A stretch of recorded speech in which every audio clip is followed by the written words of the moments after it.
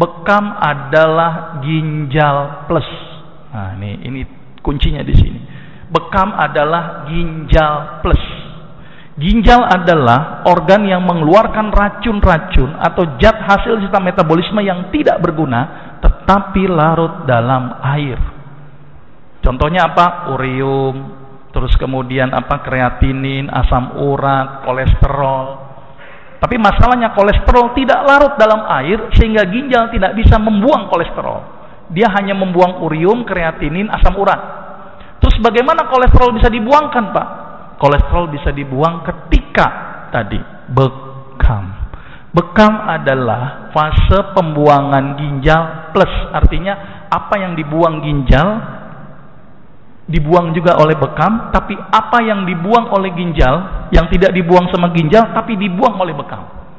Bahasa medisnya adalah ginjal membuang hidrofilik, arti yang larut dalam air, sedangkan bekam membuang hidrofilik plus hidrofobik.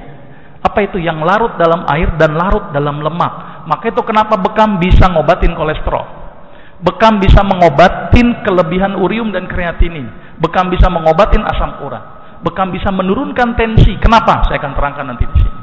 Berarti kesimpulannya adalah bekam membuang zat-zat yang tidak berguna seperti ginjal membuang zat-zat yang tidak berguna, namun bekam bergunanya plus.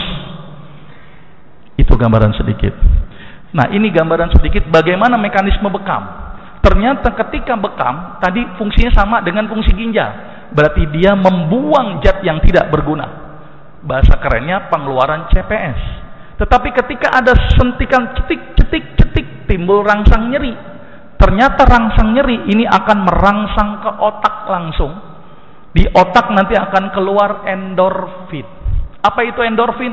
Zat yang bikin kita bahagia, kita tenang, tensi tidak terlalu tinggi. Itu keluarlah endorfin. Maka itu bekam ternyata bikin kita bahagia seharusnya. Ditambah lagi ketika di kop, maka semua cairan akan terkumpul di bawah kulit sehingga sensitivitas saraf menjadi tidak sensitif. Maka itu kenapa bekam ketika disuntik itu tidak akan ada timbul nyeri, karena sudah terakumulasi cairan interstisial dalam jumlah yang banyak. Ditambah lagi suntikannya itu merangsang otak, keluar yang namanya beta endorfin. Berarti bekam bahasa kerennya adalah bikin bahagia.